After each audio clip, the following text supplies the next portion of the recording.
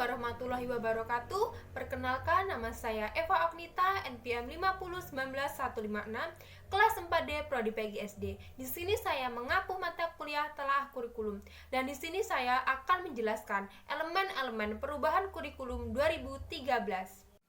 Baiklah, sebelum menjelaskan mengenai elemen-elemen perkembangan kurikulum 2013, di sini saya terlebih dahulu akan menjelaskan mengenai standar kompetensi lulusan atau SKL, standar isi atau SI, dan standar proses.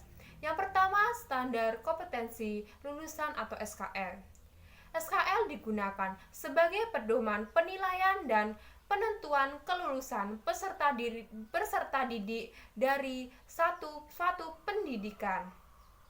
SKL-SP meliputi yang pertama SD, MI, SDLB, paket A, yang kedua SMP, MTS, SMP, SMPLB, paket B, yang ketiga SMA, MA, SMA-LB, paket C, dan yang terakhir keempat SMK dan MK. Yang kedua, standar isi. Standar isi merupakan standar isi yang mencakup lingkungan materi minimal untuk mencapai kompetensi lulusan minimal pada jenjang dan jenis pendidikan tertentu. Dan yang terakhir, ketiga, standar proses. Standar proses yaitu setiap satuan pendidikan melakukan perencanaan proses pembelajaran, penilaian hasil belajar, dan pengawasan proses pembelajaran untuk terlaksananya proses pembelajaran yang efektif dan efisien. Kurikulum merupakan seperangkat rencana dan pengetahuan mengenai tujuan, isi, dan bahan pelajaran, serta cara yang digunakan sebagai penyelenggaraan kegiatan pembelajaran untuk mencapai tujuan pendidikan tertentu. Dan di sini saya akan menjelaskan mengenai elemen-elemen perubahan kurikulum 2013. Elemen-elemen perubahan kurikulum 2013 mencakup standar kompetensi lulusan atau SKL, standar isi atau SI, standar proses, dan standar penilaian. Yang pertama, perubahan kurikulum 2013 pada kompetensi lulusan adalah konstruksi holistik didukung oleh semua materi atau mapel terintegrasi secara vertikal maupun horizontal.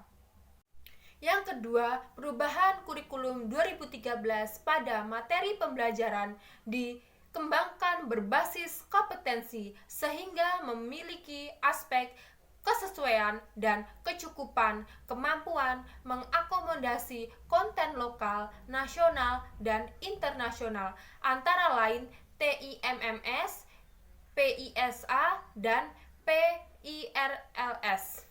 Yang ketiga, perubahan kurikulum 2013 pada proses pembelajaran mencakup yang A, berorientasi pada kreativitas kompetensi yang meliputi ada sikap, ada keterampilan, dan ada pengetahuan.